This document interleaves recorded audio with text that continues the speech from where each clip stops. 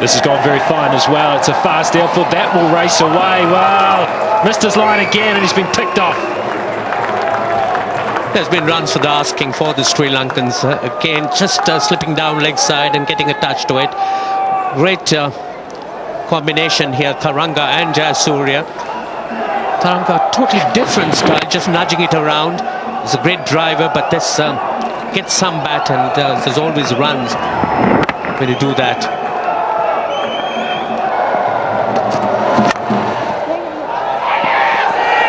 Mix up, must hit. Doesn't.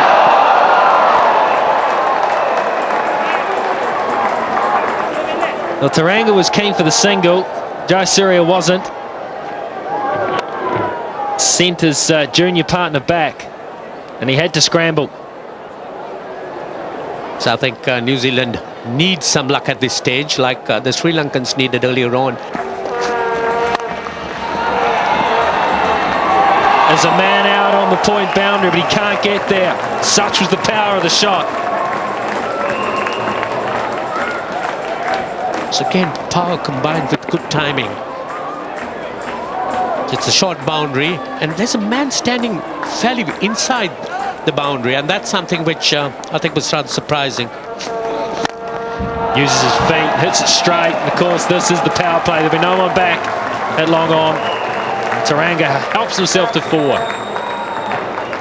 Franklin doesn't possess the pace to really hold the batsman back when he's charging, and Upal Tharanga making use of the power play situation to go down the ground.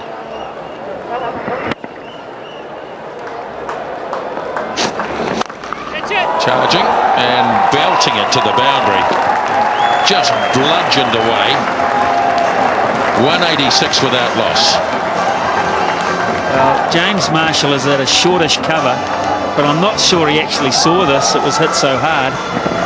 It really went past him at a great rate of knots. He had no chance. Some forlorn person tried out catch it. It came right out of the middle of the bat. Made pace.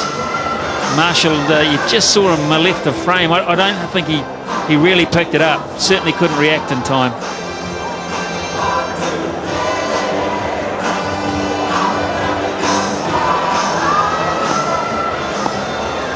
Exactly 100 required now by Sri Lanka. Hooks it away, and that is a boundary, and that is another 100. The son of Jayasuriya. And in doing so, Jayasuriya equals the world record for the number of 6s in his career, but that won't mean much to him. It's a small stat. The fact is he's played a blinder. An absolutely brilliant innings, which has given his side the great opportunity to win this match. An unlikely victory too, you would have said at the outset. But that is a superb shot. He saw the slower ball from Mason at 108 kilometres per hour. He waited for it. He held it back, and he held back his shot just enough to hoist it over Andre Adams in the deep.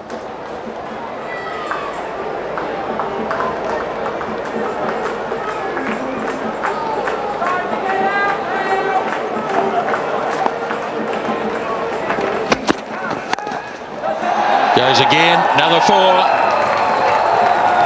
Short and wide, and he's clipped it away for another boundary. Well, 2 balls ago, Nisbo, you said 100 to win. Now it's 90.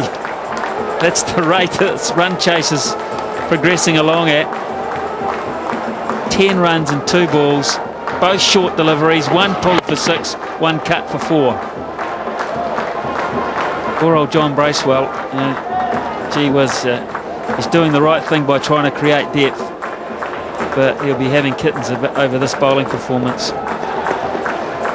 Ross Taylor and Nathan Astle probably sitting in physio's benches or trying to recover for the next game. I wonder about their efforts too. Oh, he's gone again. And this one pitching short. So 6-4-4 to start the over. Well, I see Daniel Vittori had to take the power play. He was committed to it at some point. He has just been powerless, absolutely powerless. Vittori's bowled 4 cheap overs himself, but no one has come to his aid at the other end. 200 up in the 24th over. 14 off 3.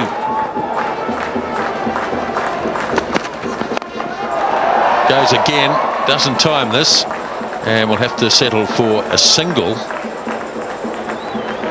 8.5. So there he is, he's equal now with Shah Afridi.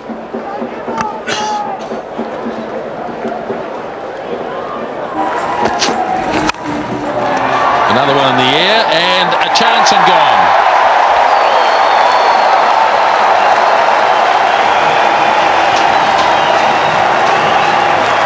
Jayasuriya finally goes. Damage is done though. I'm not sure how often Jayasuriya will be back in this country, but if it's the last time he's seen in Hawke's Bay, they've paid good money. What a magnificent onslaught. He deserves to raise that bat, yeah, and take a few bows from not just the Sri Lankan fans, the New Zealand fans too. They have been treated. A brilliant innings. He's set his side up. He's out for 111. It's 201 for 1. Mahala Jayawardena is the new batsman, captain of Sri Lanka, who's gone to the non-striker's end. Batsman crossing with that catch being taken. Yeah! Oh, he's got 2 in a row.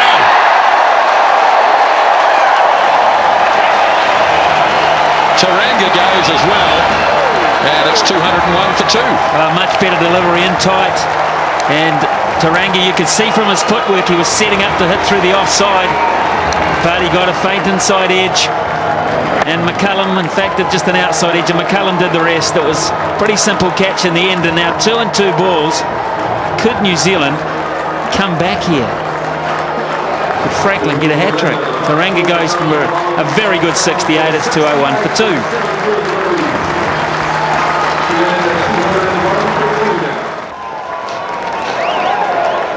Kumar Sangakkara, the new batsman, must have been wondering 10 minutes ago whether he'd even get a bat today, but he brings a very good record as well, and it was certainly the form batsman during the Test series. Now opportunity here for James Franklin. Well, he has a Test hat-trick against Bangladesh.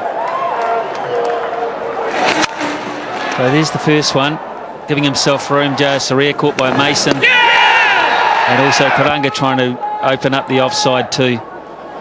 But being cramped for room, and in the end, he just succeeded only in getting an outside edge straight through to Brendan McCullum. It was a good piece of bowling from Franklin. Sangakkara is underway. Sri Lanka, despite losing the opening batsman with consecutive balls, still very much in control of this. Also Mahala Jayawardena, who's one-day international career, boasts 8 centuries and 34 50s. 228 matches. He still looks a young man when you're up close to him. But he's been around a fair while. 2 slips in place for Tory, doing the right thing. You've got to get wickets. Franklin bowls a good one after knocking off the bails at the bowler's end.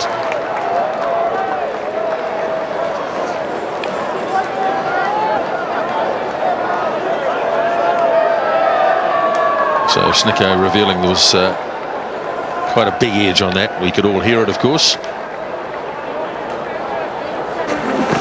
So far, they've been proven correct. There's a nice push by Sangakkara, but it's a bit more than that. It's well timed, and it's going to make it. Well, just have a look at the replay here. He hardly puts any effort at all into this. One for the purists, this one. One for the purists. Then crash and bash, and how about finesse? Gee, that's a beautiful cricket shot. It wasn't that bad a ball, actually, to be honest. It was not drivable length, so that's why he checked his shot, but straight out of the middle of the bat. And that's been smacked away to the boundary. Beautiful shot. No great flourish with Sangakkara. Oh, he's classy, and that trio of bowlers, having been battered around a wee bit themselves, can just sit back and say, well, you copped it. You copped it worse than us, boys. And the man's up, of course, and over the top it goes. Another boundary from Sangakkara. 8 off the over, 2:17 for 2. I've got to say that's got to be a mind fade from James Franklin. He was the one that brought fine leg up inside the circle. So why would you bowl a bouncer at a very good player's right shoulder so they can just hoist it over the said same bloke? Edge, taken, no ball.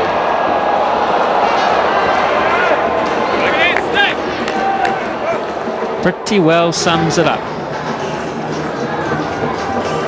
Genuine outside edge. I don't really think that Jaya Wardner heard the call. Didn't play an expansive drive, did he? And it's fine, but it's over.